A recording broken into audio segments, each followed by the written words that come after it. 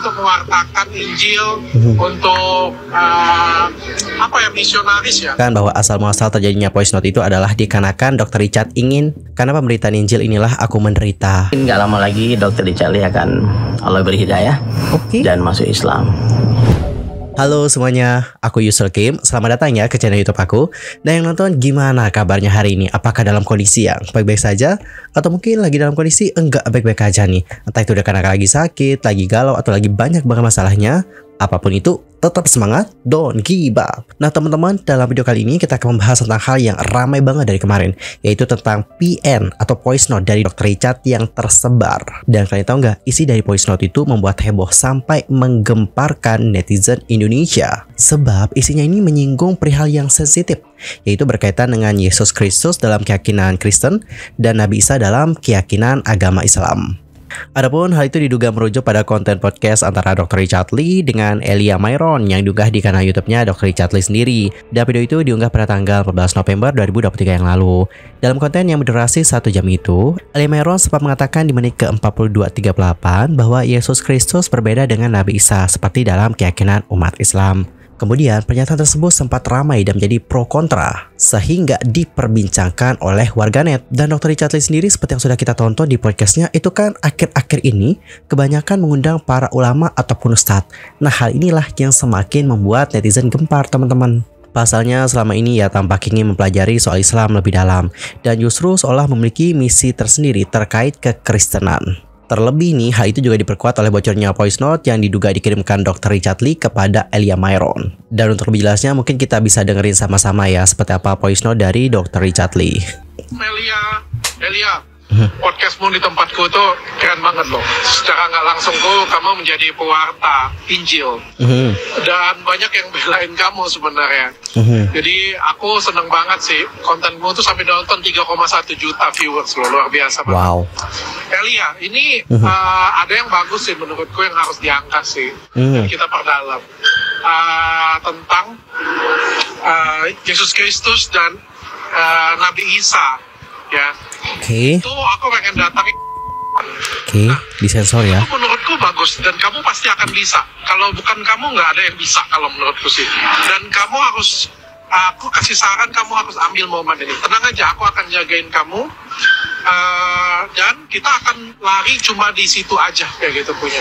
Dan menurut aku ini adalah momen yang tepat untuk mewartakan Injil, untuk misionaris ya, lebih baik. Kamu pertimbangkan ya, Elia. Thank you.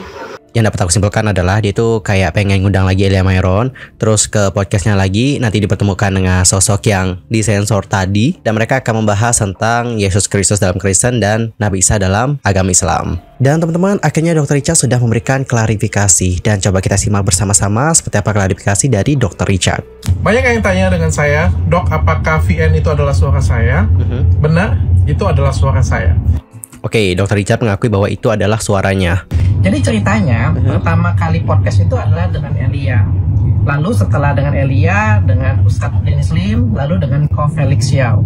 Namun pada perjalanannya saya ingin menayangkan ke Ustadz Felix Xiao dulu, Ustadz Dennis Lim, baru saya memberikan pandangan secara nasrani melalui Elia. Nah sampai di sana ada diskusi yang menarik yang baru pertama kali juga saya dengar, yaitu apakah Yesus Kristus dan Nabi Isa itu adalah pribadi yang berbeda. Itu mengejutkan saya karena selama ini saya menganggapnya itu adalah pribadi yang sama. Saya dan tim tertarik banget untuk mengangkat cerita ini dan berdiskusi secara sehat, bukan debat. Ya, dari tim menyarankan untuk mengundang Don Ditan dan Elia di sini. Ya. Lalu dihubungin Don Ditan, kok Don Ditan bersedia. Dan ketika tim saya mengundang Elia tidak bersedia karena ketakutan. Di sini. Oke, dapat kita simpulkan bahwa Elia katanya tidak bersedia dikarenakan ketakutan. Ngundang Don Ditan sama Elia, tapi Elia nggak bisa. Oke. Elia tidak bersedia karena ketakutan. Di sini tim saya berusaha membujuk Elia dan akhirnya tim saya minta dengan saya nih, Dr. Richard coba dong bujukin Elia. Nah terjadilah voice note tersebut. Jadi voice note tersebut itu benar adalah suara saya, langkah saya untuk membujuk dia, dan itu salah saya karena saya terlalu menggebu-gebu dan terlalu ingin merayu dia untuk datang ke podcast saya untuk berdiskusi lagi. Sebenarnya banyak banget. Oke, dapat kita simpulkan bahwa asal-muasal terjadinya voice note itu adalah dikarenakan Dr. Richard ingin membujuk atau merayu Elia untuk yuk datang ke podcast kita. Nanti kita diskusi bersama dengan Donitan. Dan Dr. Richard di sini mengakui kesalahannya ya teman-teman. Salah saya, karena saya terlalu menggebu-gebu dan terlalu ingin merayu dia untuk datang ke podcast saya untuk berdiskusi lagi. Sebenarnya banyak banget yang pengen diskusi dengan Elia.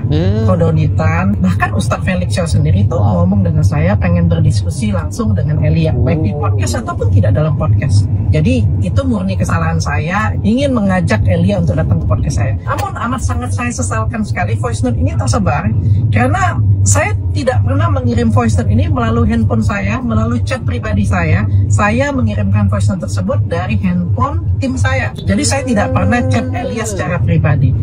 Saya sangat menyesalkan ini bisa terjadi kegaduhan karena bukan itu inti dari podcast dan konten saya. Saya ingin memberikan edukasi kepada masyarakat. Saya minta maaf dan sebenarnya kemarin Kodonitan dan juga perwakilan dari Elia yaitu Mas Edwin sudah datang ke podcast saya berdiskusi tentang apakah Yesus Kristus dan Nabi Isa itu adalah pribadi yang sama atau berbeda.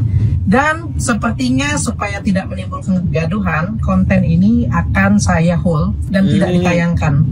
Karena sekali lagi saya tidak ingin kegaduhan, saya ingin memberikan edukasi ke masyarakat. Dan menurut saya ini adalah informasi penting yang bisa disampaikan ke masyarakat. Dan sebenarnya baik Kodonitan, Ustadz Felix Xiao dan lain sebagainya, teman-teman saya yang lain itu semangat banget untuk memberikan edukasi ini. Tapi saya tidak ingin disalahgunakan dan saya tidak ingin berkembang kemana-mana. Padahal dari video kemarin saya nganggap itu diskusi yang sangat bagus sekali. Sekali lagi saya minta maaf jika mengecewakan kalian semuanya. Saya juga sebelum membuat video ini sudah banyak berdiskusi baik dengan Ustadz Felix Xiao, Ustadz Dery Sulaiman dan beberapa teman Ustadz saya yang lain. Biarlah waktu yang membuktikan semuanya. Terima kasih. Oke teman-teman, jadi seperti itulah bagaimana klarifikasi dari Dr. Richard. Dan selain Dr. Richard, di sini ada juga Ustadz Denny Sulaiman yang sudah memberikan tanggapan atau memberikan klarifikasi atas isi voice note tersebut. Dan mari kita simak seperti apa statement dari Ustadz Denny Sulaiman. Nah, itu tuh menurutku Baru saja Dr. Richard Lee telepon saya menjelaskan tentang voice note yang viral. Pertama tadi dia minta maaf karena sudah bikin heboh. Yang kedua dia ceritakan kenapa voice note itu dia kirimkan ke Elia itu. Siapa nama Elia? Mas Elia itu. Ya. Sebetulnya bukan melalui handphone beliau. Karena tim manajemennya Dr. Richard Lee mengundang Elia untuk datang, dia tidak mau datang. Dalam konten-kontennya di TikTok dia terlalu banyak mengusik tentang Islam. Dia mengusik agama kita, dia bilang nabi palsu, dia bilang Al-Quran kita palsu, disuruh Departemen Agama merevisi, mereformasi penafsiran Al-Quran. Nah, jadi by the way, tentang hal-hal yang sudah disebutkan oleh Ustadz Denny Sulaiman tadi, itu sudah diklarifikasi oleh Mas Elia. Dan untuk mengenai klarifikasi Mas Elia nanti akan kita bahas ya teman-teman di akhir setelah videonya Ustadz Denny Sulaiman. Kita dengerin dulu ya bagaimana penjelasan dari Pak Ustadz. Nah, jadi dia sepertinya sedang ketakutan nih, Elia ini. Maka Dr. Richard Lee mengirimkan voice note itu dengan menggebu-gebu supaya dia mau datang. Untuk apa datang? Supaya podcast bareng dengan Kodonitan yang namanya di video itu nama ada yang disensor, yang dia sensor sendiri itu. Akhirnya Kodonitan kemarin datang sendiri dan sudah podcast dengan Dr. Richard Lee tanpa kehadiran Elia. Nah, jadi aku rasa kalaupun Dr. Richard Lee membela Injil, membela itu memang agamanya dia, guys. Ya, beliau benar-benar gak ada yang aneh sih kalau Dr. Richard membela Injil. Kan belum Muslim, sekarang baru OTW, loading to Islam ya. Dan saya yakin gak lama lagi Dr. Richard Lee akan Allah beri hidayah dan masuk Islam. Alright, bakal masuk Islam? Kaget loh teman-teman, kaget loh aku dengernya. Yakin. Jadi nggak usah diributkan ya. Nggak usah diributkan, saya baik aja. Dan saya bersaksi Dr. Richard itu orang baik. Dia orang baik. Cuma tak sempurna lah ya. Kita juga tak sempurna. Benar-benar. Kalau orang minta maaf, kita maafkan. Yams. Oke, singkat, padat, dan jelas bagaimana klarifikasi ataupun tanggapan dari Ustadz Denny Sulaiman terhadap voice note dari Dr. Richard Lee yang sudah beredar. Kurang lebih isinya samalah kayak klarifikasinya Dr. Richard ya. Alasan kenapa voice note itu dikirimkan kepada Elia adalah untuk membujuk atau merayu Elia untuk datang ke podcastnya. gitu. Dan kita akan membahas nih bagaimana klarifikasi dari Mas Elia. Tadi kan sudah ada beberapa hal ya yang sudah disebutkan oleh Ustadz Denny Sulaiman, mulai dari tentang Elia yang katanya mengatakan nabi palsu, terus mereformasi tafsir Al-Quran dan sebagainya. Nah di sini Mas Elia sudah memberikan klarifikasi dan hal itu juga sudah diupload di TikTok dan juga di Instagramnya. Dan coba yuk kita dengerin sama-sama seperti apa klarifikasi dari Mas Elia. Salam bagimu. Media dan publik saat ini berusaha untuk menggoreng berita mengenai saya, seakan-akan saya adalah penjahat terbesar di sepanjang masa. Saya berusaha diam atas hinaan, cacian, makian, dan fitnahan yang dituduhkan secara keji kepada saya sebagai seorang apologet. Tak jarang umpatan mengenai fisik dan gender saya dijadikan lelucon di luar sana bagi yang membenci saya. Namun, terlepas dari itu semua, saya menganggap semua itu sebagai penggenapan atas nubuatan Tuhan mengenai hal mengikut Yesus. Saya akan tetap setia di dalam Tuhan. Saya telah melepaskan pengampunan bagi semua orang, supaya menjadi nyata bahwa inilah berita mengenai Tuhan. Meskipun saya telah mengampuni semua orang, tapi saya perlu menjawab beberapa hal yang penting untuk diketahui, agar orang-orang yang saya kasihi tidak menjadi tersandung atas berita-berita demikian. Mungkin menjadi tersandung kali ya, menjadi tersandung. I see. Oke, terus di sini Elia Myron membagikan screenshot artikel dari vivaco.id yang mengatakan bahwa Elia Myron diduga telah menghina Nabi Muhammad dan agama Islam. Nabi palsu katanya. Coba kita baca klarifikasinya Elia Myron mengenai Nabi palsu. Saya difitnah dengan keji bahwa saya menghina atau menghujat Nabi dalam keyakinan tertentu. Padahal sejatinya komentar yang saya posting merupakan balasan terhadap komentar yang erat kaitannya dengan Matius 7:15-23 tentang hal pengajaran sesat, di mana penekanan saya ialah saya bukanlah nabi palsu yang mewartakan kebenaran Tuhan, tapi tidak berbuah di dalamnya.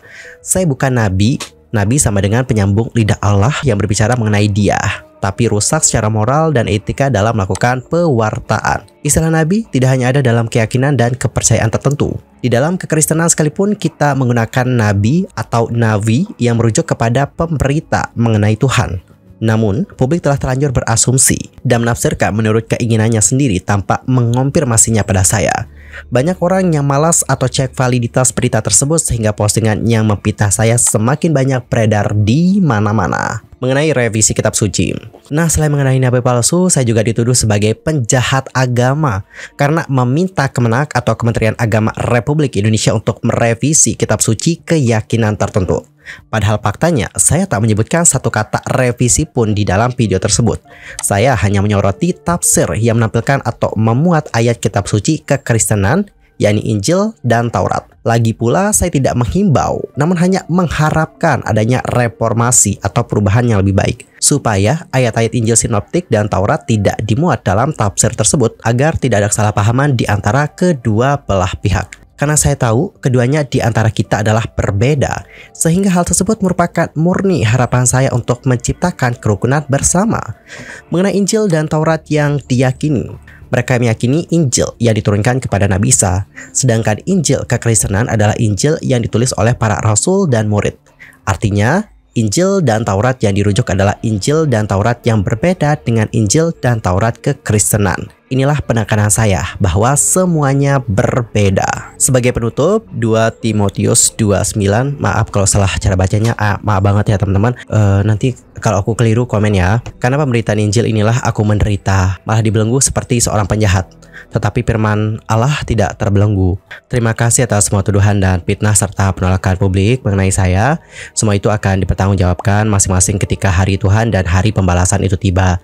Saya akan berdiri teguh di dalam pemberitaan Injil dan kasih Allah bagi dunia di dalam Yesus Kristus. Namun ketahuilah, dalam kehidupan nyata saya juga hidup berdampingan dengan yang lain, namun tidak menyalahpahami saya.